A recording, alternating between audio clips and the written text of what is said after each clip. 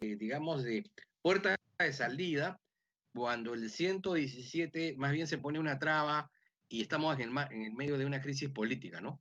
O sea, ahora, el 117 está referido, digamos, cuando habla de acusación, ¿es antejuicio o también podría ser juicio político? Porque si se establece una nueva causal, ¿no es cierto?, que cubra lo que es una situación que haga imposible que el presidente siga siendo presidente, pero que el procedimiento es por lo menos el procedimiento con las garantías mínimas del juicio político, porque el procedimiento de vacancia es un procedimiento en sí mismo expreso.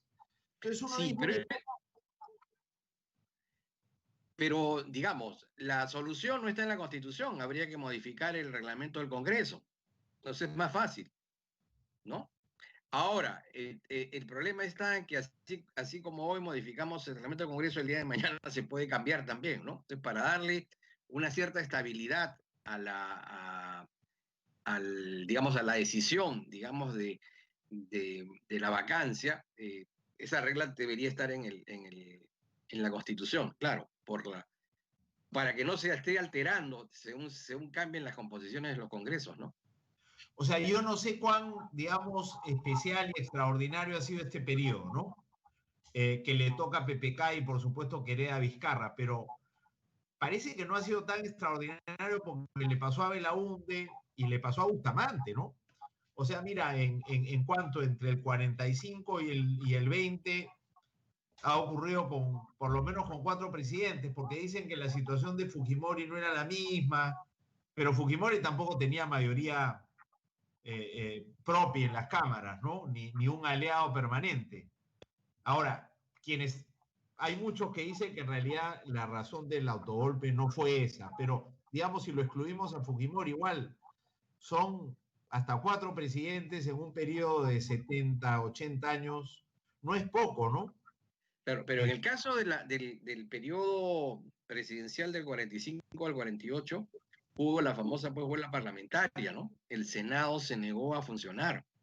Y entonces se dio esta situación atípica, curiosa, en donde un gobernante demócrata, como era Bustamante, tuvo que empezar a gobernar mediante decretos leyes, porque como no había la cual legisladora, en realidad el Congreso estaba desactivado, ¿no? Esa es una situación que está, pues, hay un libro en la Universidad de Harvard que presenta esta situación como un caso anecdótico, ¿no? Insólito, ¿no?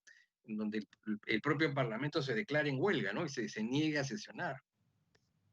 Pero digo, se deriva en la misma situación. Es verdad que ahí no se aplica vacancia por incapacidad moral, pero digo, esta situación en que tienes un Congreso donde el Ejecutivo no tiene pues el control suficiente, ¿no? Se supone que, digamos, la Constitución está diseñada para que el Ejecutivo tenga una mayoría natural o en coalición en las cámaras para que, digamos, sea gobernable el país, ¿no?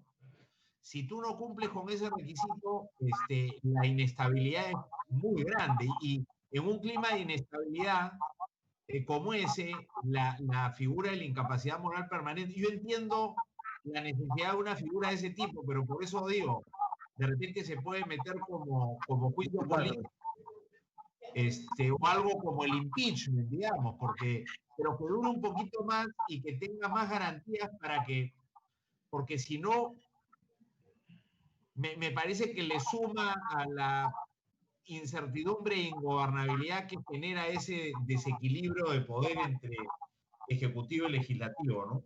Sí, incluso un poco en este tema del juicio político, ¿no? La figura de la vacancia por incapacidad moral proviene del constitucionalismo americano, que habla del impeachment o juicio político en 4 casos, ¿no? La traición a la patria, la comisión de delitos muy graves, ¿no?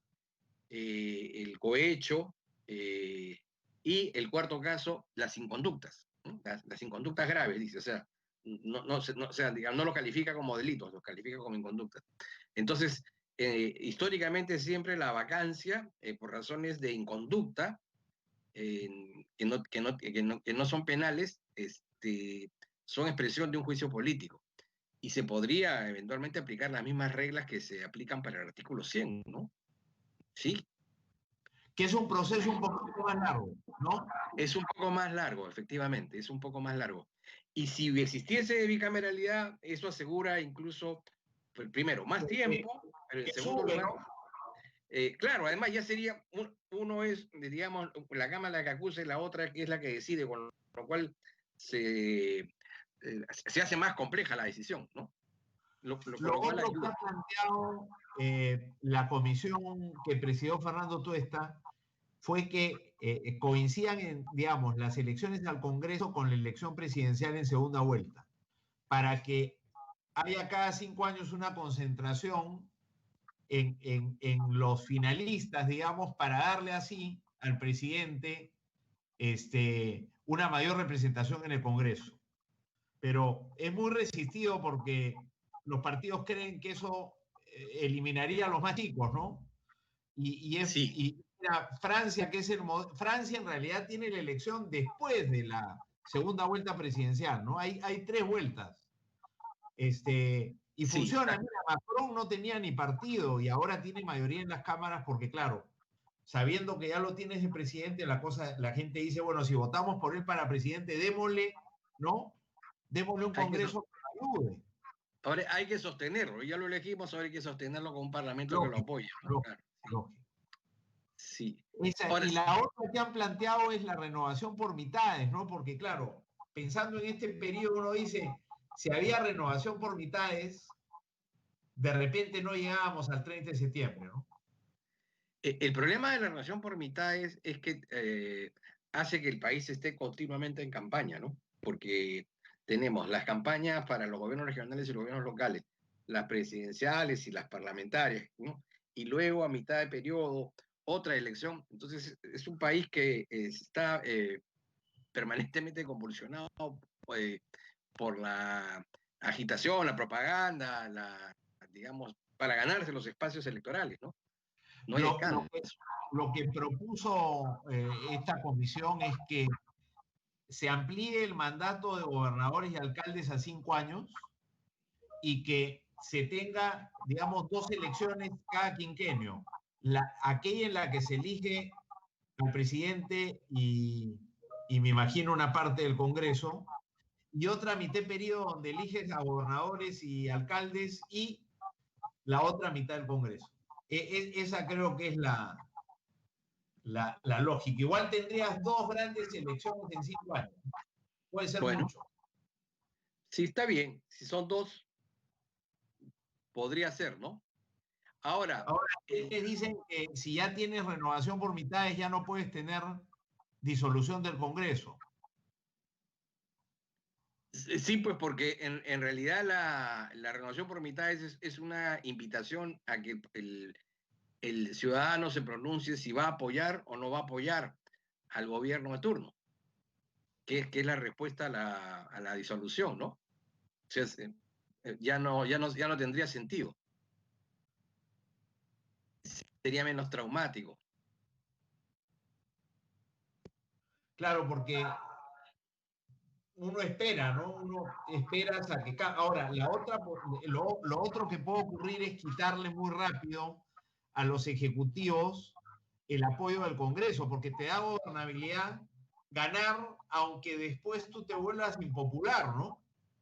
O sea, Toledo se volvió impopular, Alan García un poco, Humala también. Entonces, imagínate tú terminando con un Congreso, llegas con un Congreso donde tienes mayoría solo o en alianza, y a mitad periodo quedas en absoluta minoría. Ese también es un problema. Exacto. ¿No? De la renovación. Ahora, pero el problema, Gino, central, el problema central, Gino, es que ya en los últimos periodos, quienes ganan la presidencia no tienen ni el respaldo de una bancada, o si lo tienen no es un respaldo sólido, y tampoco tienen el respaldo de un partido, ¿no? Que es quien te cubre la calle, quien te hace la tarea de contención social, ¿no? Eso se ha perdido, lamentablemente. Y parece que la fragmentación se va a mantener, o sea que es posible imaginar un nuevo ejecutivo con una situación inestable en el Congreso porque no tiene mayoría ni solo ni... ni solo ni en alianzas. Ahora, hay quienes dicen que fracasó PPK y fracasó Vizcarra en armar una coalición, ¿no? Eh, Pero, yo creo pero que, Gino, yo creo que lo que pasó fue lo siguiente, que Kuczynski no supo cómo hacer esa alianza y Keiko, que era la aliada natural, no quiso hacerla, ¿no? En realidad se dieron los dos factores. Le faltó muñeca a Kuczynski para tratar de promover un acercamiento serio, real con el fujimorismo, pero además en el fujimorismo había la decisión de acabarlo a Kuczynski, ¿no? Llevaba cegado por la cólera, la indignación, el rencor, en fin, que había generado el proceso electoral. Entonces, ahí era bien complicado ya. claro, La había sido palabra, una la palabra, vuelta, además, señor presidente. tremendamente confrontacional, ¿no? O sea, agresiva, Sí, violenta verbalmente, ¿no? sí. Creo que eso estaba decidido de comienzo. ¿Pueden Eika. permitir participar en ese diálogo? Claro, Marta, ¿cómo le va? Gusto en saludarla. ¿Cómo está?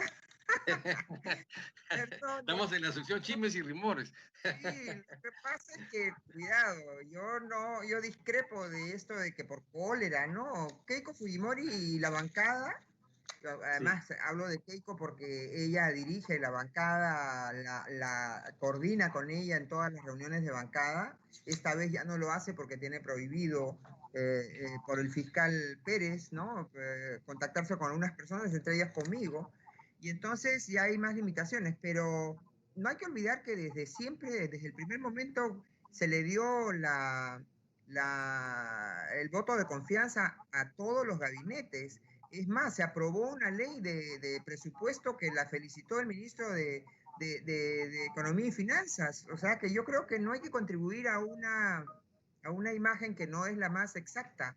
Se le dieron todas las facultades delegadas que solicitó el señor Kuczynski, se le dio la confianza a todos los gabinetes, se le aprobó una responsabilísima ley de presupuesto. Entonces, yo no sé dónde está ¿qué más querían?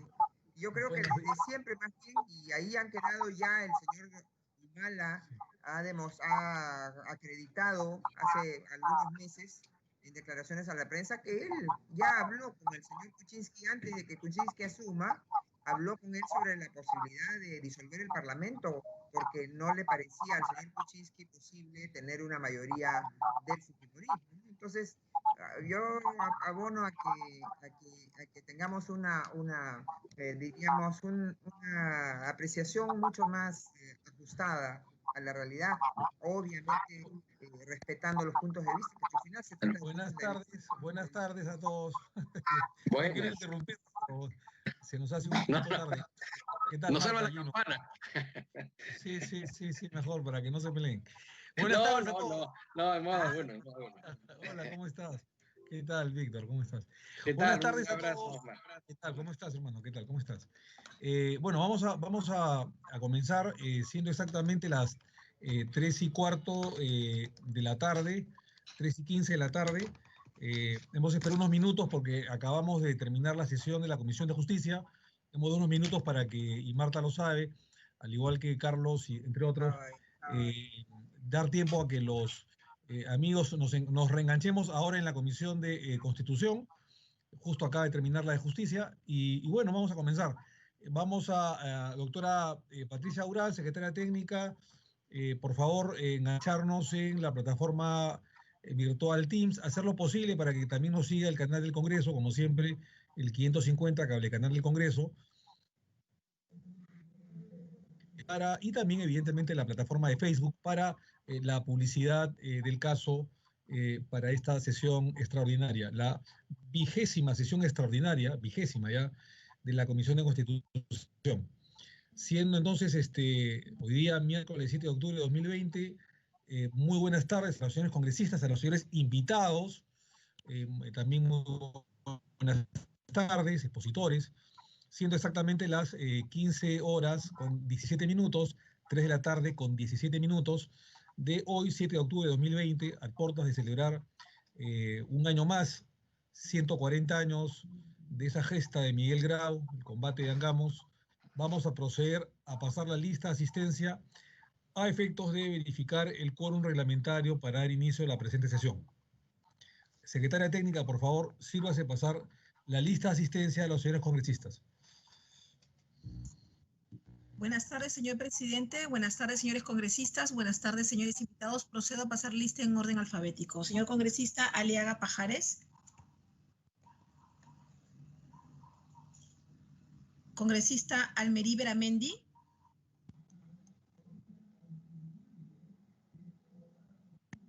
Congresista Chávez Cosío. Presente. Gracias. Congresista Columbus Murata. Presente. Gracias. Congresista Costa Santolaya. Presente.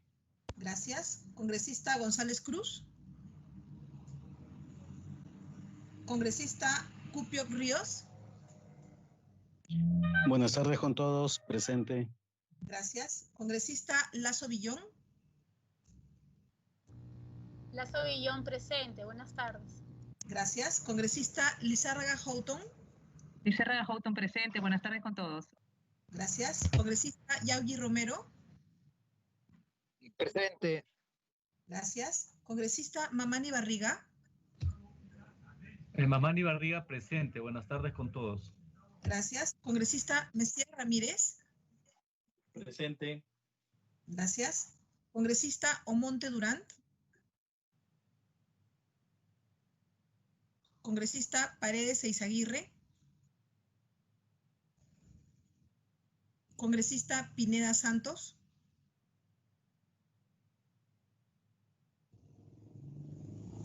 Presente. Gracias. Congresista Ramos Zapana.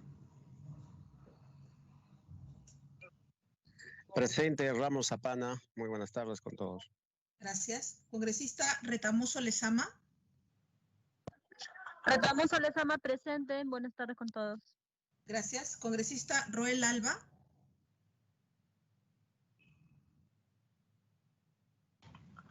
Presente. Gracias. Congresista Salinas López. Congresista Valdés Farías. Congresista Vázquez Chuquilín. Presente. Gracias. Congresista Yupanqui Miñano.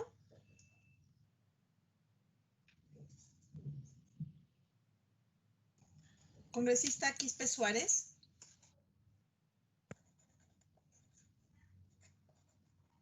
Y Suárez presente, secretario técnico. Gracias. Doctora Durán, repase nuevamente los que faltan, por favor. Muy bien, señor presidente. Congresista Aliaga Pajares. Congresista Almerí Beramendi. Congresista González Cruz. Congresista Omonte Durant. Presente, presente, por favor. Gracias. Congresista Paredes Eizaguirre. Congresista Salinas López. Congresista Valdés Farías. Congresista Yupanqui Miñano.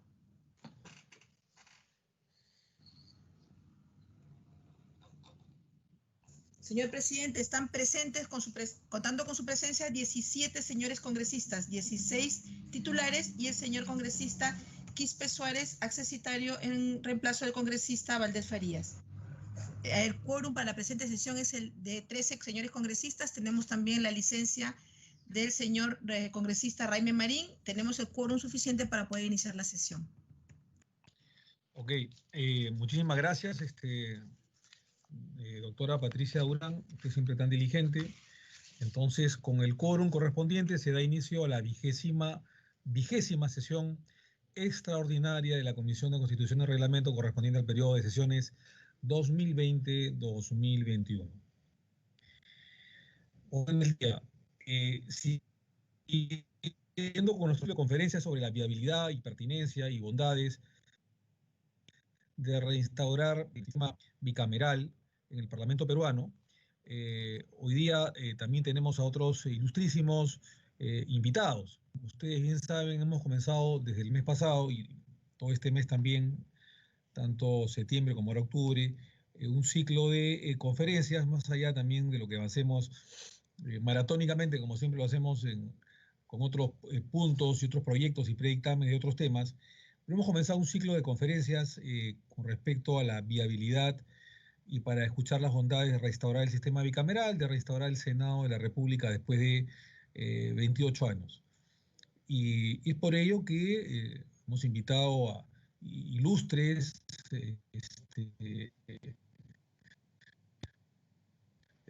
especialistas, constitucionalistas, gente, digamos, que está ligada también al Senado de la República. Ha estado en algún momento el doctor Alberto Gorea Odría, ha estado el doctor Raúl Ferrero Costa, ambos ex senadores de la República y también constitucionalistas, coincidentemente. También ha estado, digamos, constitucionalistas de la talla de Francisco Eguren Praeli, entre otros que han dado, digamos, un marco teórico muy importante. Ayer ha estado también el doctor César Delgado Gembes, charlando sobre la restauración del sistema bicameral. Han habido expositores extranjeros de la talla de Marisol Peña, de Chile. También, como no, ha estado el día de ayer el doctor César Fernández Campilongo, de Brasil, y la doctora Chicoña, de Argentina. En fin, grandes expositores de talla internacional, y también, digamos, expositores que son parte de nuestro Consejo Consultivo de la Comisión de Constitución y Reglamento. Y evidentemente esto ha sido sumamente importante. También ha venido el doctor Hackanson, otro constitucionalista, digamos, de nota, para poder hablar sobre los temas de bicameralidad, más, ¿no es cierto? Que ustedes bien lo han escuchado y hemos debatido, digamos, in extenso. Pero también nos complace el día de hoy tener a otros tantos amigos especialistas en derecho constitucional para hablar sobre las bondades del Senado, como el doctor Aníbal Quiroga León, el doctor Víctor García Toma y el internacionalista doctor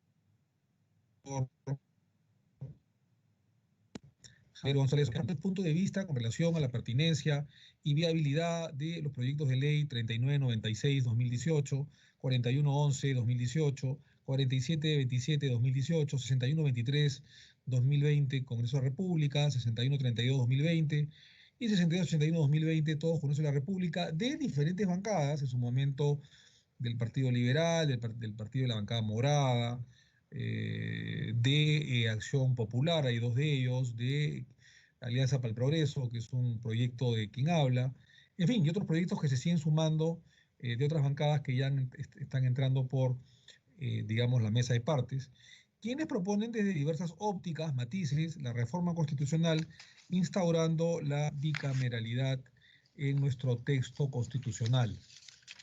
Así que es muy grato el día de hoy presentar como el primer expositor al doctor Aníbal Quiroga León. Van a exponer, digamos, los tres invitados, como ya es costumbre, de manera seguida. Luego habrá un rol de preguntas y comentarios de los señores parlamentarios, los señores congresistas. Y, por supuesto, después de la última, digamos, la última palabra, como segunda ronda, segundo llamado lo tendrán otra vez los señores parlamentarios, los señores invitados en el orden de prelación que han expuesto. Como ustedes bien saben, el doctor Aníbal Quiroga León es miembro del Consejo Consultivo de la Comisión de Constitución y Reglamento, es experto y profesor en Derecho Constitucional, Arbitraje y Derecho Procesal en general, es consultor en entidades públicas y privadas, ha ejercido el cargo de presidente del Tribunal Superior de Responsabilidades Administrativas de la Contraloría General de la República, ha sido miembro de la Comisión Revisora del Código Procesal Constitucional del Ministerio de Justicia, es un connotado abogado de larga trayectoria y profesor universitario con más de 30 años.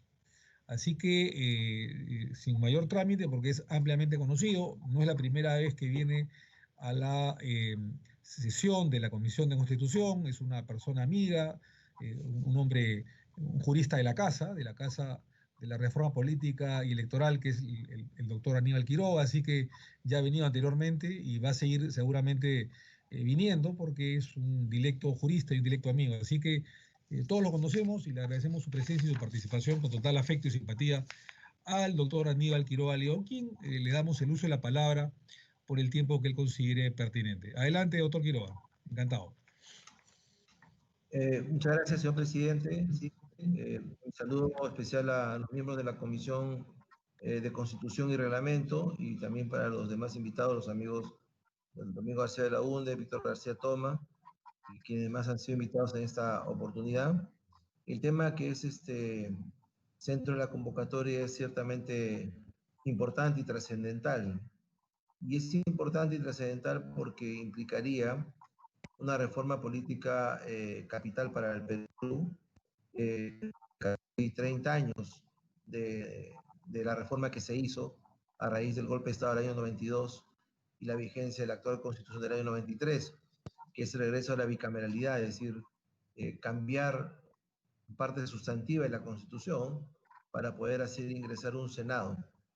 Con el complicado panorama en que no es un tema que tenga pues una aceptación popular ni cuenta con el respaldo de la opinión pública porque distintas expresiones políticas y distintas formas de expresar la ideología política en la actualidad ha hecho que la opinión pública se enfrente al Congreso y que por lo tanto la posibilidad de que el Congreso se amplíe o que el número de congresistas se amplíe a través de otra Cámara, pues genera el rechazo de la opinión pública y esto ha sido un permanente vaivén en nuestra política nacional, sobre todo en los últimos tiempos, en donde la reforma política, por un lado, ha solicitado el regreso a la bicameralidad, de la que nunca debimos haber salido, pero por otro lado, las encuestas y el favorecimiento político han revelado una situación distinta, por eso es que a la final es el propio presidente de la República habiendo planteado la reforma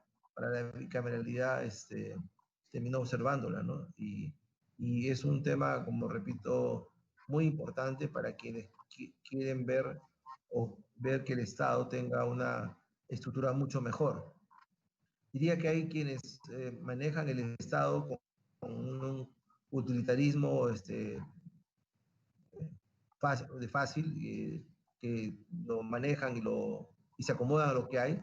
No les importa si tenemos un Congreso bicameral o unicameral, y quienes sí verdaderamente están preocupados porque la estructura de la República tenga una forma pues adecuada para lo que se requiere en un buen gobierno.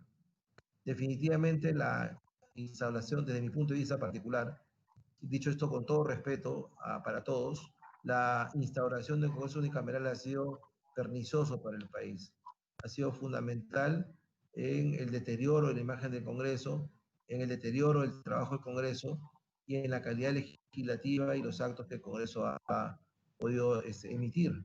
Esto, desde mi punto de vista, se hizo además sin una necesidad lógica, se hizo por el ánimo de poder controlar el Congreso a partir del año 93, controlar una Cámara, y por lo tanto, sin que haya habido un pedido de la doctrina, sin que haya habido trabajos que lo sustenten, y sin un antecedente doctrinario importante, la Constitución actual del año 93 pues, no contempla el Senado y la Cámara de Diputados la convierte en un Congreso único. Y repito, esto fue altamente pernicioso para el sistema político peruano y para el propio desarrollo constitucional, ¿no? Y las consecuencias las vemos ahora, ¿no? Después de casi 30 años de haber ocurrido eso, no tenemos un sistema político sólido y el Congreso está mucho más debilitado que en el pasado. Una bicameralidad es absolutamente necesaria para la estructura política constitucional del Estado, para solidificar las bases de la República. Además, históricamente en nuestro país casi todo el tiempo ha sido bicameral. No se entiende por qué tendríamos que estar en un sistema unicameral en donde en el fondo se tratan de duplicar las funciones a través de la comisión permanente, que es un pequeño Senado, ¿no es cierto? Porque claro, hay funciones que tienen que ser divididas y porque finalmente se concentra en una sola Cámara todas las funciones legislativas, que tendrían que estar separadas y divididas. Eso no hace el trabajo legislativo más lento, lo hace más eficiente y con una mejor calidad. Por lo tanto, mi opinión siempre ha sido desfavorable a este Congreso unicameral, construido así no porque haya una necesidad teórica, un requerimiento constitucional o para lograr un Estado mucho más eficiente, sino exclusivamente para un control político desde afuera hacia el Congreso, a través de una sola Cámara de 120 representantes en su origen y hoy día 130 representantes, ¿no? Los proyectos que se han esbozado, todos son interesantes y bien elaborados, pero como sabemos, no es fácil, no es solamente un capítulo de la Constitución que hay que separar, hay que señalar, donde se dice a partir de mañana el Congreso va a ser bicameral y creamos una Cámara de Senadores, de 60 senadores, 50 senadores, 30, lo que fueran, con una representación nacional, ¿no es cierto?, elegidos por listo único. Hay que hacer toda una integración de la Constitución, toda una sistematización y toda una concordancia constitucional para saber qué facultades a quedar en el Congreso de los Diputados y qué facultades pasarían al Senado. Si, por ejemplo, el nombramiento de algunas altas autoridades va a ser hecha por ese Senado o va a ser hecha por el Congreso de los Diputados. En cuanto al enjuiciamiento de las altas autoridades, ha sido más o menos simple el tema, ¿no? La primera instancia ha estado en la Cámara de Diputados y la ratificación ha estado en el Senado. Pero, por ejemplo, las designaciones del presidente del Banco Central de Reserva, de la Superintendencia de Bancos y Seguros, o del Defensor del Pueblo, o la elección propia de los magistrados del Tribunal Constitucional que tanto problema trae de uno y otro lado, van a quedarse solamente en la Cámara de Diputados o van a ser compartidas o van a pasar a la Cámara de Senadores. Hay que recordar que hasta la Constitución de 79, otros cargos públicos también eran ratificados por el Senado, como por ejemplo el acceso a ser magistrado de la Corte Suprema o fiscal de la Corte Suprema, o los embajadores o los generales de la República, a partir de general de brigada. Si eso se va a reinstalar o no se va a reinstalar, yo creería que no, yo creería que eso ha quedado bien tal como está, pero también habría que hacer una concordancia en otros cargos que hoy día son designados por el Congreso y que tendrían que ser separados o segregados, qué quedarían diputados y qué pasarían en la Cámara Política y qué pasarían al Senado, que es justamente la Cámara Alta, la Cámara de Reflexión. Lo que quiero significar con esto es que la reforma constitucional para la bicameralidad no es fácil. Es un trabajo muy complicado de filigrana constitucional que implica revisar toda la Constitución para ver unas concordancias en ellas y poder reinstalar esta Cámara, esta segunda Cámara o Cámara Alta, no solamente en su conformación, cómo se va a elegir, a quiénes se va a elegir, con qué requisitos y a quiénes van a representar, a cuántos vamos a elegir, ¿no? Siempre está el problema de presupuesto. Es curioso, pero se decía que una de las razones para que el Congreso no sea bicameral, sino unicameral, era que el Congreso unicameral era más barato que el Congreso bicameral.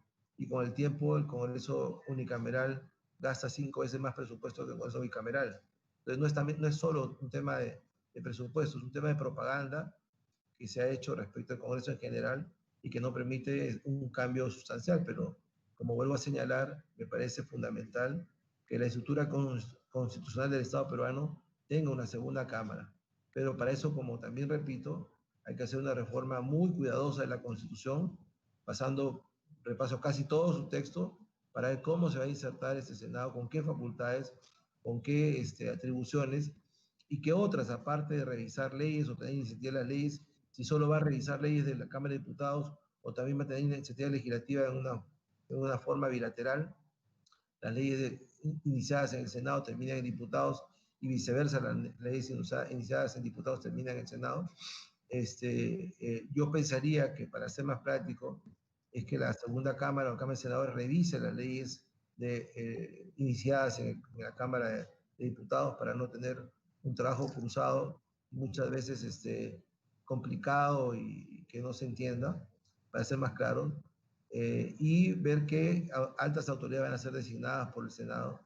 Quizás pasar a la elección del magistrado del Tribunal Constitucional al Senado y sacarla de la Cámara de Diputados, y los otros cargos públicos también. Pensaría también que no es bueno que regresemos a ratificar a los embajadores, a los generales de la magistratura de la Corte Suprema, porque si alguna bondad tiene la Constitución 93, que tiene varias bondades también, es haberle quitado al poder político la designación de los magistrados y dejarlo con un órgano técnico, como hoy día se llama la Junta Nacional de Justicia. Eso debería mantenerse ahí, ¿no? Pero, por ejemplo, el defensor del pueblo, ¿quién lo va a elegir? ¿La Cámara Alta o la Cámara Baja, ¿no? Muy complicado sería que los elijan ambas cámaras. Y hay otras actuaciones que también se hacen en el Congreso en su conjunto, ¿no? Hay determinadas actuaciones en que el Congreso se reúne, tanto diputados como senadores, haciendo una sola cámara para determinadas decisiones. Entonces, todo ese aspecto técnico va a tener que recrearse en una reforma constitucional que los proyectos que se han presentado y que hemos revisado están bastante bien desarrollados, pero tienen que unificarse y tiene que hacerse un trabajo de filigrana para ver si podemos llegar a esa reforma para el próximo año. Lo veo muy difícil, pero habría que intentar por lo menos empezar con seriedad para que esto se pueda hacer o hacer realidad en los próximos 2 o 3 años. Y luego de eso, ¿cuándo se elegiría la Cámara de Diputados? Pensaría yo que es un trabajo tan importante que tendría que ser para el 2026, ¿no? Pero antes tiene que haber una reforma constitucional y electoral que permita que esto se reinstale de esa manera. Esa sería mi primera intervención, señor presidente, y quedaría, por supuesto, a expensas de las preguntas que pudieran realizar los miembros de la comisión, si lo tuvieran a bien. Muchas gracias. Muchísimas gracias al doctor Aníbal Quiroga. Quedó clara su postura en favor de la bicameralidad y de algunos temas, digamos, técnicos. Y seguramente vamos a dar una ronda más. Le agradecemos que también se quede enganchado en la sesión para escuchar a los otros expositores. Y luego vamos a regresar con las preguntas y comentarios de los señores parlamentarios para que después usted, doctor Quiroga, y la representación nacional acá en este pleno de la sesión de la Comisión de Constitución puedan hacer las preguntas a los invitados para sus últimas intervenciones. Así que muchísimas gracias y lo invitamos a quedarse por unos minutos más para escuchar luego a los invitados y luego las preguntas de los parlamentarios. Gracias, doctor Quiroga. Para mí también es un gran... Gracias, muchas gracias. Para nosotros también es un grato honor tener, como siempre, a un amigo de la casa, como es Víctor García Toma. Como ustedes saben también, al igual que el doctor Quiroga, el doctor García Toma es miembro del Consejo Consultivo de la Comisión de Constitución, reconocido jurista peruano. Como ustedes saben, ha sido juez ad hoc consultivo de la Comisión ante la Corte Interamericana de los Derechos Humanos entre el 2008 y 2009, magistrado y presidente del Tribunal Constitucional, y también ha sido ministro de Justicia y además es un notable abogado, catedrático universitario de muchos años, que ha escrito importantes obras de obligatoria lectura, sobre todo en Derecho Constitucional, que es su especialidad, como Análisis Sistemático de la Constitución Peruana de 1993, obra publicada en el año 98, o Teoría de Estado de Derecho Constitucional, una obra muy afamada, que me acuerdo haberla leído en más de una oportunidad, del año 2005, y Legislativo y Ejecutivo en el Perú del 2006. Así que agradecemos nuevamente a un hombre que es de la casa, que repetidamente lo invitamos por su conocimiento, por su experiencia, por su especialidad, pero sobre todo por su bonomía y amistad, como es el doctor Víctor García Toma, a quien dejamos en el uso de la palabra para que nos pueda de alguna manera ilustrar sobre las bondades del sistema bicameral, la reinstauración del Senado de la República después de 28 años, por el tiempo que él considere menester. Así que encantado de tenerlo nuevamente, y lo seguiremos teniendo seguramente, doctor García Toma. Un gusto, y le damos el uso de la palabra por el tiempo que usted considere menester. Con gran afecto. Adelante, por favor. Muchísimas gracias, doctor Omar Chejade, presidente de la comisión y amigo personal. Y mi saludo también a los demás miembros de este importante órgano del Congreso. A la manera de William Shakespeare, en uno de sus personajes habría que preguntarse, ¿unicameralismo o bicameralismo? ¿No? He ahí la gran cuestión. Para inclinarnos por una u otra opción, La doctrina establece 3 criterios iniciales para, digamos, enrumbarnos en uno u otro camino. Un primer factor alude a la dimensión geográfica del Estado. Y en este caso, la ciencia jurídica señala que los estados pequeños, los estados diminutos, las comunidades políticas de vitrina, usualmente requieren y necesitan parlamentos unicamerales. Esa es la experiencia de los países centroamericanos y es la experiencia de un país cercano a nosotros, que es el Ecuador. El caso nuestro es el de una comunidad política de una dimensión intermedia y en consecuencia se recomienda, se sugiere que se tenga una experiencia bicameralista. Un segundo aspecto tiene que ver con el nivel poblacional objeto de representación. Entonces, cuando la población, digamos, es exigua, obviamente la fórmula lógica es el unicameralismo. En el caso del Perú, en relación a América Latina, ocupa el 5º lugar en el número de habitantes, con lo cual nos coloca nuevamente en la senda del bicameralismo. Y hay un tercer factor que es el que tiene que valorar el legislador constituyente. La posibilidad de que alrededor del Parlamento se puedan establecer otras especificidades que tengan que ver, por ejemplo, con aspectos étnico-culturales, aspectos de representación social, la forma de Estado. Es claro y es evidente que los estados federales requieren bicameralismo, ¿no? Y en lo que se refiere a las formas de gobierno, las democracias participativas usualmente son bicameralistas y aquellas comunidades políticas que están sujetas a un régimen de partido único son unicameralistas. El caso de Cuba, el caso de China, el caso de Corea del Norte, etcétera, etcétera. Un segundo aspecto es analizar nuestra historia. Se ha dicho equivocadamente que en el Perú, a pesar de que tenemos una tradición histórica bicameralista, sin embargo, han existido de manera precedente a la Constitución de 1993 de experiencias unicamerales. Y eso no es cierto.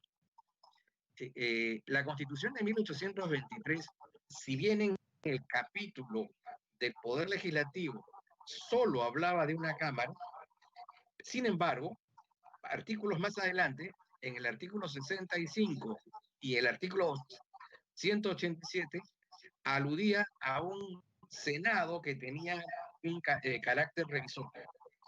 En todo caso, podría hablarse de una mala técnica legislativa. Pero lo más importante, la Constitución de 1823 nunca estuvo en vigencia. El mismo día en que fue promulgada, ese mismo día fue suspendida en su vigencia para permitir la presencia de Simón Bolívar en condición de libertador. Y la segunda experiencia, supuesta experiencia, es la de la Constitución de 1867, que en efecto estableció un régimen bicameral. Pero 5 meses después de haber sido dictada y sin que se haya implementado sus instituciones, se produjo el golpe de Estado conservador y reaccionario en Arequipa, encabezado por el general Pedro Díaz Canseco, que evidentemente tiró al trasto esa constitución y con ella la posibilidad de tener un régimen unicameral. Entonces, la única experiencia con la cual podemos confrontar un unicameralismo es la constitución vigente. Ahora bien, ¿a qué bondades se le asignan al unicameralismo? La primera, la celeridad en la actividad legislativa. Y hemos visto que lamentablemente esa celeridad en muchos casos puede ser contraproducente, puede llevar a la precipitación, puede llevar a una jornada parlamentaria jacobina que es ajena a los intereses nacionales y que puede afectar seriamente la gobernabilidad, ¿no? En segundo lugar, como bien lo ha dicho el doctor Quiroga, una de las razones que se esgrimió para establecer unicameralismo en el Perú es la necesidad de que, siendo un país de escasos recursos, se racionalizara los mismos, y para tal efecto solo deberíamos tener una Cámara. Ese dato, ese hecho queda lamentablemente rebatido simplemente viendo con las asignaciones presupuestales que ha tenido el régimen unicameral en relación al bicameralismo a lo largo de su existencia. En tercer lugar, se dice que el sistema unicameral permite un trabajo parlamentario más técnico y especializado, en la medida en que, como las leyes se dictan con más celeridad, ello obliga o ello implica a que el trabajo en comisiones sea mucho más intenso y mucho más técnico. Bueno, eso no se ha visto en la práctica. Puede producirse por diversos factores, personal especializado, por las razones que se estime conveniente, pero sin embargo, eso no se ha dado en la práctica. Y luego se habla de que el unicameralismo promueve una acción unívoca, indivisa, entera e integral. Pero justamente por esa misma razón es que el unicameralismo puede ser peligroso. Hay que dividir al Parlamento. Se decía en los debates del Congreso Constituyente norteamericano, para salvarlo de la impericia o para salvarlo del jacobinismo político. Lo mismo se plantea en relación al bicameralismo, que se asume una postura uniforme ante el Poder Ejecutivo. Pero no siempre esta postura uniforme nos lleva a afirmar la gobernabilidad, porque se puede ingresar en un terreno de confrontación que difícilmente, ¿no es cierto?, permite establecer una relación estable y armónica con el órgano político. Y luego se habla de que la existencia del unicameralismo promueve la representación de intereses vigentes en relación a representantes que expresan ideas y posiciones decimonónicas, ¿no? Pero esta alusión en realidad solamente puede ser aplicable al caso de la Cámara de los Comunes en Inglaterra, no siendo esta nuestra realidad, en consecuencia este planteamiento no tendría vigencia. Los partidarios del unicameralismo, entre los que yo me inclino, plantean que, en primer lugar, este modelo permite un grado mayor de capacidad de reflexión, de sagacidad y de madurez política. En segundo lugar, permite la ampliación y la calificación de la deliberación sobre algunos temas de mayor debate.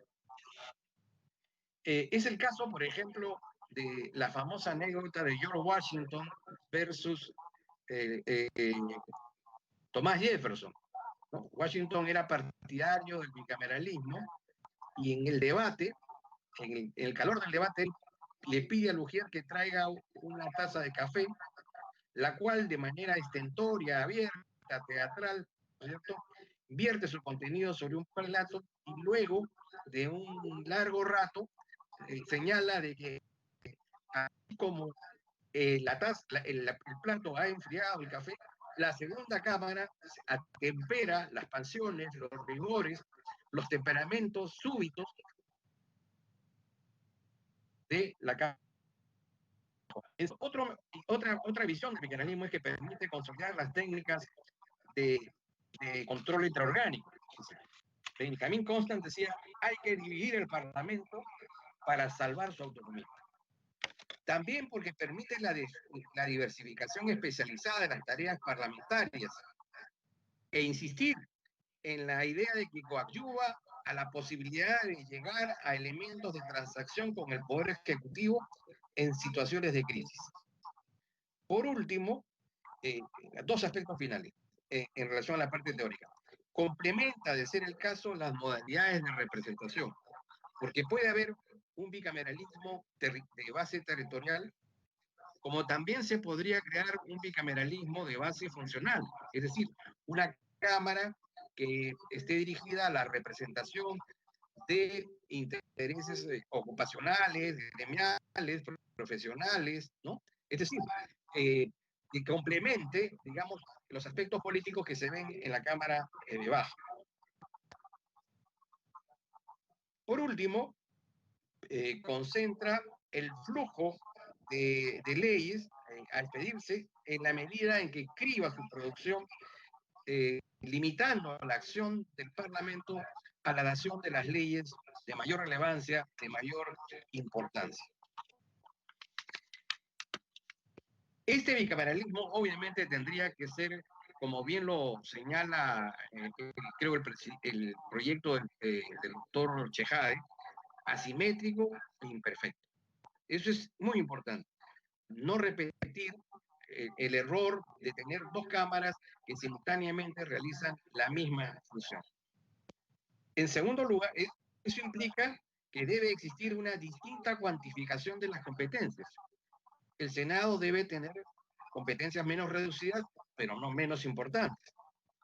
En segundo lugar, en atención a que los congresistas realizan 5 funciones, el bicameralismo en relación a esas funciones debería establecerse de la manera siguiente. En relación a la función legislativa, no debe dictar leyes, debe revisar las leyes, algunas con carácter obligatorio, la ley de presupuesto, las leyes orgánicas, la ley que contempla el reglamento del Congreso, la aprobación de las resoluciones legislativas que contemplan la aprobación de los tratados, ¿no? Pero luego, actuar bajo la modalidad de certiorario, es decir, cuando un segmento del Senado o a pedido de un segmento minoritario de la Cámara de Senadores se plantea la necesidad de revisar una ley en particular, esta ley es llevada al Senado. Es decir, no revisar la totalidad de las leyes, sino aquellas que los senadores consideren que es necesario e importante revisar, o aquello que un sector minoritario de la Cámara, avasallada por una mayoría, entiende que es necesario ser reexaminada para no cometer un error legislativo. En relación a la segunda función, que tiene que ver con la política económica, obviamente, aparte del tema presupuestal, tendría que verse el tema de la aprobación de los impuestos. En relación a la función de legitimación política, habría que trasladar, por ejemplo, todas las designaciones o ratificaciones de los altos funcionarios públicos a esa Cámara.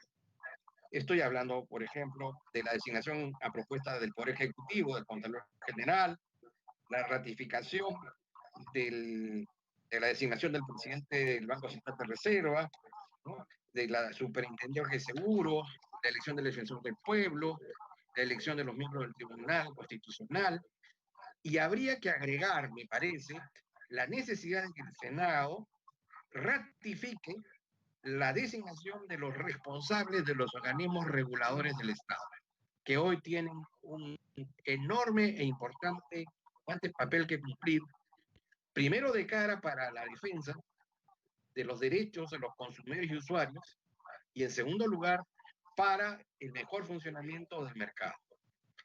En lo que se refiere a la función de discrecionalidad política, deberá corresponderle al Senado la aprobación de la demarcación territorial. Y por último, en relación a la función de control político, es a esta Cámara la que debería corresponderle el lugar para la formación de causa, el tema de las inhabilitaciones políticas y el tema de la vacancia presidencial. Creo que dentro de ese contexto podríamos tener, digamos, una Cámara que sirva de control intraórgano a la Cámara joven. Podríamos mejorar la producción legislativa, a generar mayor consenso para los nombramientos y designaciones, y por último, mejorar la base de representación política que tendría que ser en distrito único, ya sea en función a temas estrictamente políticos o creando una Cámara funcional. ¿Sí? Muchas gracias, presidente, por su atención y por la invitación de la que hemos sido objeto. Muchísimas gracias a nuestro amigo, el doctor Víctor García Toma, por su siempre brillante, importantísima, clave exposición sobre las bondades del retorno de la bicameralidad. Así que lo invitamos a seguir enganchado en esta sesión de la Comisión de Constitución para escuchar las preguntas y comentarios de los señores parlamentarios luego que nuestro último expositor haga uso de la palabra. Muchas gracias nuevamente y en unos minutos volveremos con las preguntas. Finalmente, es un grato honor también invitar el día de hoy al doctor Javier González Olaechea Franco, quien además le agradecemos porque ha estado como invitado, como asistente en las últimas sesiones de la Comisión de Constitución, la del día de ayer, la Comisión Ordinaria, la de la semana pasada, tanto la extraordinaria como la ordinaria, escuchando atentamente la disertación de muchos colegas suyos, expertos en derecho constitucional, sobre las bondades del retorno al sistema bicameral. Y el día de hoy ya lo tenemos como importante expositor. Como bien saben, el doctor González Olaechea es catedrático de grado y posgrado en distintas instituciones universitarias en el Perú y el extranjero, investigador, escritor, conferencista internacional, es director y funcionario en organizaciones internacionales, también es politólogo, con especialización en relaciones internacionales por la Universidad Católica de Argentina, tiene un posgrado con excelencia en administración de gobierno por la renombrada Escuela Nacional de Administración, ENA, de Francia, tiene un examen filosófico integral, doctoral, con excelencia en PhD en la ciencia política, con mención summa cum laude por la Universidad de Belgrano, Argentina. Como bien ustedes saben, también ha sido asesor en 4 despachos ministeriales, tanto de trabajo, la PCM, en Interior y Energía y Minas. Ha sido directivo además de la FAO y 20 años directivo en la OIT, tanto en México, Cuba, Haití, Argentina, órganos sociolaborales del Mercosur, así como en Turín, Ginebra, Ecuador, Colombia, Bolivia y Perú, y como les repito, es funcionario del Departamento de Normas de la OIT, y como también, como bien ustedes saben, catedrático universitario. El doctor Javier González Olaechea Franco compartirá con nosotros su punto de vista, al igual que el resto de invitados, sobre las bondades del retorno al sistema bicameral y restaurar el Senado de la República después de 28 años de su lamentable eliminación. Así que es un honor tenerlo, al doctor González Olaechea, Javier González Olaechea, para que pueda hacer uso de la palabra y compartir con nosotros sus pensamientos y su postura acerca de la bicameralidad. Así que con gran afecto, doctor Javier González Olaechea, le cedemos el uso de la palabra por el tiempo que usted considere menester. Adelante, por favor.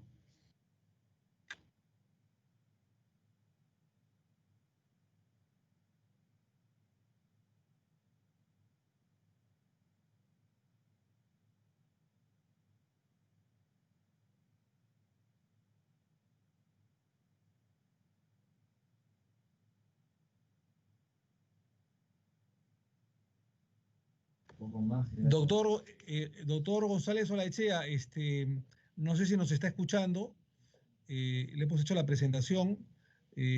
Adelante, por favor.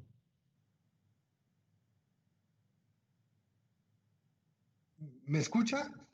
Sí, adelante, adelante. Justamente le hemos hecho la presentación previa, así que con total el afecto. Adelante, por favor, para que exponga sobre las bondades del sistema bicameral, la restauración del Senado de la República en el Perú.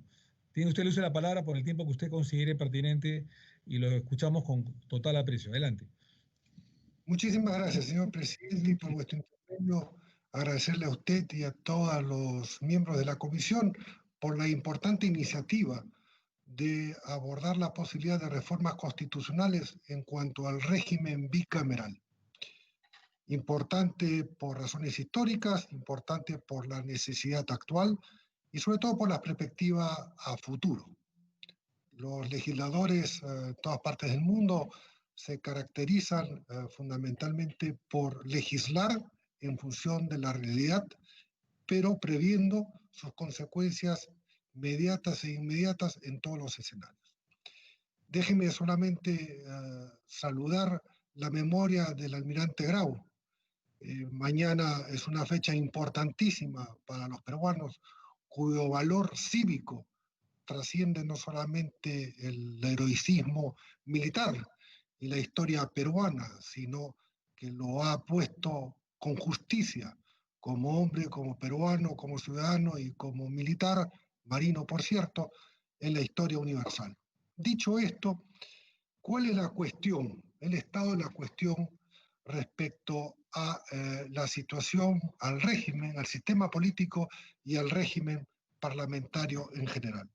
Tenemos en la práctica una situación en donde la inexistencia del equilibrio de poderes es una realidad de viejo cuño.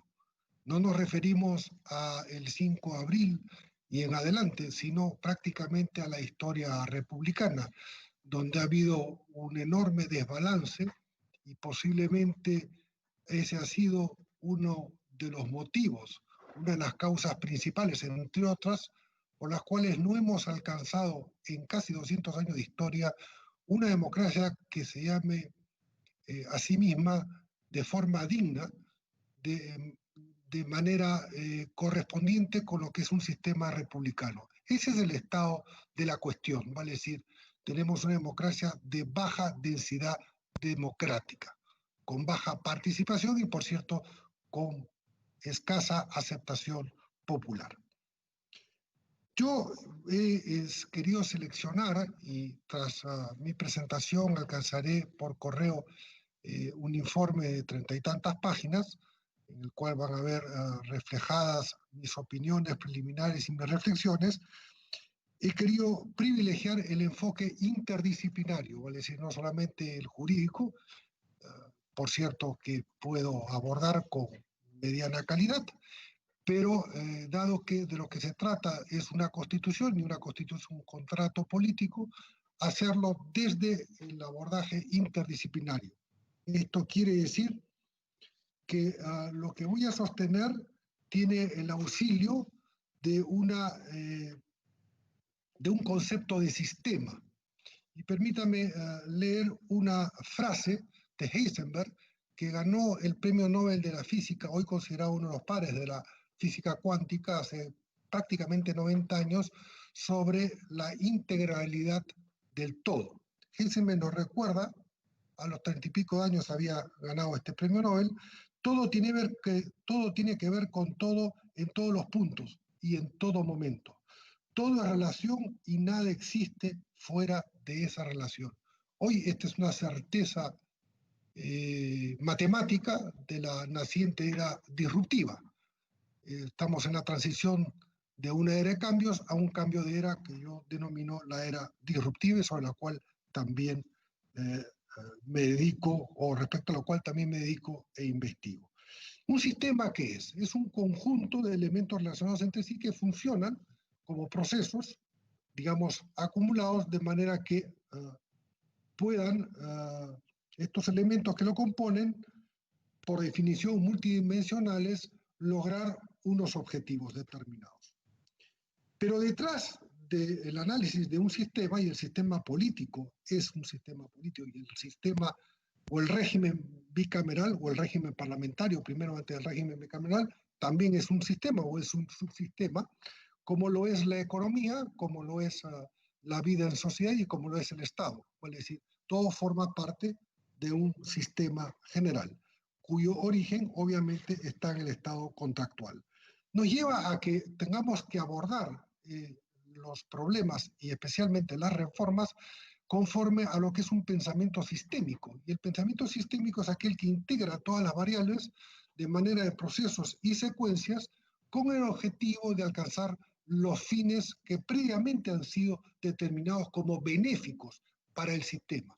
Y respecto al estado de la cuestión, ¿cuáles serían esos fines benéficos? Pues evidentemente el que podamos contar con una mejor calidad democrática, una gobernanza parlamentaria de mayor intensidad y obviamente con los mecanismos y los procesos acordes que garanticen por lo menos alcanzar una suerte de ideal, de un ideal democrático, de un ideal republicano, para lo cual evidentemente aplicados a la cuestión, al estado de la cuestión, hay que tener presentes otros principios, pero fundamentalmente partir de aquel que llamamos el principio de la primacía de la realidad. Vale decir, ¿qué es lo que nos indica la realidad actual? La realidad histórica, el transcurso de la historia peruana, la realidad comparativa, que es lo que se ha hecho en otras partes del mundo, ante situaciones similares, parecidas, nunca pueden ser iguales, y evidentemente eso nos lleva a considerar que hay algunos elementos que tienen que estar de todas maneras presentes en toda evaluación de una reforma o de varias reformas, en este caso constitucionales, como la que nos convoca. La verdad, la representatividad, la razonabilidad, la coherencia, el respeto, por cierto, entre poderes, la viabilidad, la proporcionalidad, la cooperación, la especialización de funciones, en este caso de las cámaras, la rendición de cuentas, la transparencia, la eficiencia, que es la capacidad de disponer de algo o de algo para los objetivos, y la eficacia, que es la capacidad de lograrlo. No es lo mismo eficiencia que eficacia. Respecto a eficacia, evidentemente hay una sensación en general de que las normas no son, y volveré sobre ello más adelante a la hora de propuestas, no son necesariamente siempre eficaces. Hay algunos fundamentos de la filosofía política en general que nos permiten aproximarnos mejor al estado de la cuestión y derivar en las soluciones. En la historia occidental, las ideas políticas fueron transformando las realidades, privilegiando el enfoque de libertades y derechos. Y encontramos en primer lugar a Kant, a Immanuel Kant, este pensador importante, previo a la Ilustración, por así decirlo, casi coetáneo a la Ilustración en términos de fechas, que privilegia el enfoque de libertades y derechos. Respecto a eso, básicamente Kant encuentra que es la razón, el principio de la razonabilidad, la razón, el juicio en el que se debe sustentar todas las decisiones, y entiende que la razón es un patrimonio de la humanidad. Y en tanto tal, deben concederse a todos los individuos, y lo propone así Kant, las libertades y derechos, y así al conjunto de ellos, de los ciudadanos, para efectos de ponerse de acuerdo y conformar la sociedad política. ¿Y cuál es la sociedad política? Es el pacto voluntario, vale decir, el constituirse en el Estado contractual, al servicio de los ciudadanos. Kant va un poco más lejos todavía en su propuesta de razón como fundamento y de verdad como fundamento de toda decisión política, porque en la misma reflexión, en tanto que la persona es libre por naturaleza y es anterior al estado contractual, el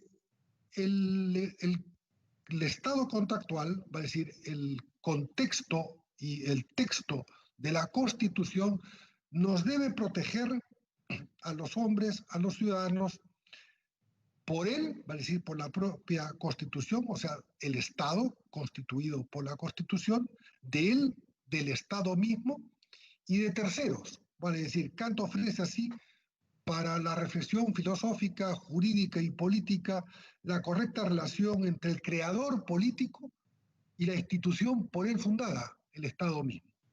Entrelazando moral, derecho y política, Kant, ¿qué nos sugiere? Funda en el fondo las bases teóricas del pensamiento del Estado de Derecho, Hoy la Constitución peruana habla del Estado social de derecho. En los sistemas liberales, para que lo primordial resulte del voto individual libremente expresado. De esta manera la autoridad se debe imponer bajo el viejo adagio en latín, veritas non autoritas facit hemen, lo cual quiere decir que la autoridad debe basarse en la verdad fundamentalmente. En la misma línea después avanza Rousseau, y es bueno hacer un poco recuento de estos fundamentos cuando resuelve examinar el acto por el cual el pueblo se hace a sí mismo, y ustedes van a ejercer la facultad de poder constituyente derivado.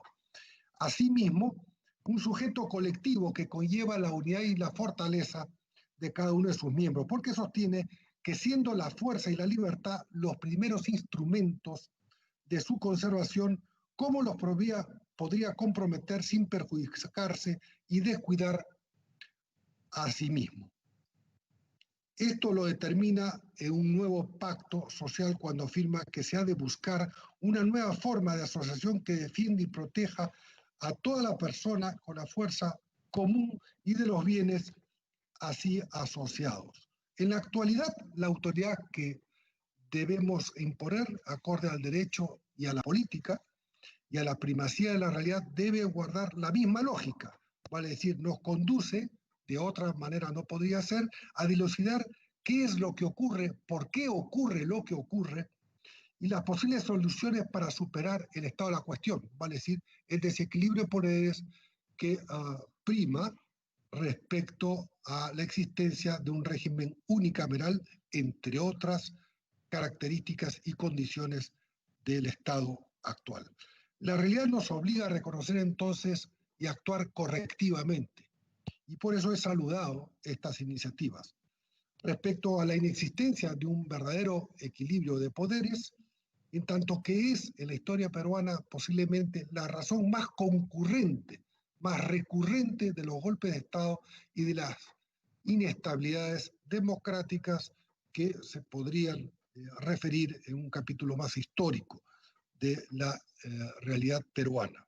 Acorde con la evidencia, porque esto es incontrastable, la inestabilidad casi 200 años, el equilibrio de poderes debe ser configurado.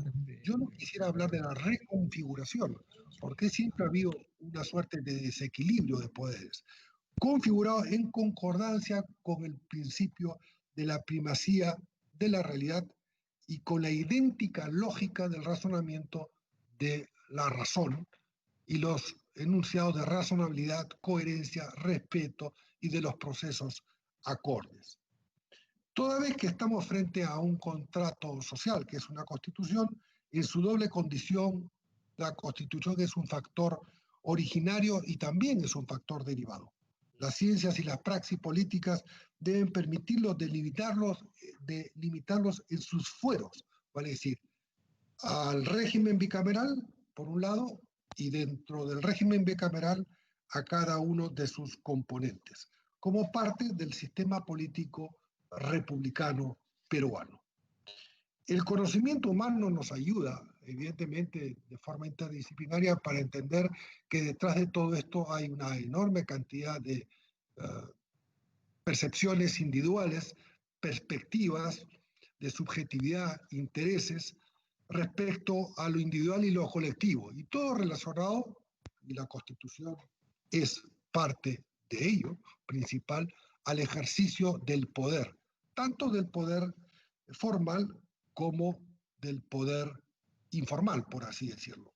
Y la cultura política detrás de todo esto nos ayuda a entender cuáles son las predisposiciones que existen de parte y parte en forma individual y colectiva para que se pueda hacer un tratamiento normativo a la hora de legislar, porque no se puede legislar divorciado de la realidad histórica de la presente y de la realidad que sabemos que va a continuar en el mediano y largo plazo. La actitud, pues entonces, cultural con la que una persona, un grupo de interés, un partido político, un movimiento político o un poder del Estado se aproxima a un conflicto, condiciona indubitablemente si esa gestión de ese conflicto puede ser exitosa o no. La historia nos demuestra en el Perú y en otras partes que la diversidad cultural, la diversidad de percepciones respecto a cómo se ejerce el poder ha prevalecido cuando se ha evaluado correctamente y ha arribado a buen puerto. Pero no siempre la historia republicana peruana ha sido así, más bien posiblemente en algunos casos ha sido la excepción, por eso que es manifiesta la importancia y la necesidad de subrayar qué y cómo se deben ponderar en la forma de gestión política y especialmente del régimen parlamentario, porque estamos frente a una suerte, como yo lo explico, de divorcio, entendiendo el sistema, el divorcio entre el metabolismo político y el metabolismo social. El metabolismo social está conformado por todos los actores sociales que conforman la realidad peruana, y el metabolismo político por los actores oficiales, vale decir, no solamente por las instituciones, los gremios, los partidos, las empresas formales. Hay un divorcio entre esos dos dinamismos, entre esos dos metabolismos que conforman la realidad peruana. Y esto es explicable no solamente en la lectura de la sociología política peruana, sino también a través de las encuestas como algo permanente. Por ende, entonces, la conflictividad entre el poder político radicado en el poder ejecutivo y el poder legislativo se suele apreciar necesariamente desde la perspectiva cultural como algo individualizado, como algo casi, digamos, unilateral, pocas veces cooperativo y escasamente productivo a los efectos de dar una mejor gobernanza legislativa, que esto signifique, obviamente, contar con mejores leyes. Negar este carácter disfuncional nos lleva prácticamente a tener como Estado, no digo desde el Parlamento, como sociedad, estar frente a una situación casi, diría, irracional, porque ¿qué es el negacionismo? Es negar una realidad para no asumir las consecuencias que conllevarían las decisiones de asumir esa realidad. De manera que si la realidad nos indica que hay un divorcio, un distanciamiento entre el metabolismo social y el metabolismo político, y dentro de ellos, obviamente, el Parlamento en primer lugar, nos conduce a tomar decisiones que obviamente estoy seguro que la Comisión está considerando, para poder cumplir con los objetivos plasmados y perseguidos por el estado de la cuestión, vale decir, la ausencia de un equilibrio real de poderes entre el Poder Ejecutivo y el Poder Legislativo, y eventualmente entre el Poder Legislativo compuesto por ambas cámaras que voy a reseñar. ¿Cuáles son, digamos, los problemas cuando se produce un choque de poderes? Un choque de poderes nos indica que estamos frente a una realidad de crisis, pero que lo que prima en el fondo actualmente en el Perú y en muchas partes del mundo es la crisis de la confianza, no solamente la crisis del sistema político en general o situaciones críticas del sistema político y dentro de ellas del sistema o del régimen parlamentario, lo cual evidentemente es una manera de deslegitimar la política y ahondar en la falta de socialización de la política respecto a los ciudadanos. Cuando hacemos este acotamiento a la crisis de vinculación entre el régimen parlamentario, en este caso unicameral, con el Poder Ejecutivo y con la sociedad en general, estamos frente a un problema, problema estructurado, vale decir, lo que se llama un conflicto estructurado. Y el acto de gobernar, en este caso de legislar, significa ponerle coto o límites, para lo cual debemos recurrir entonces a los ideales, ¿vale? Decir, ¿cuál sería el ideal? Y para eso hay que recurrir al ideal tipo, ¿vale? Decir, a lo que en la sociología política nos enseña Max Weber. Y el ideal tipo de parlamento y el ideal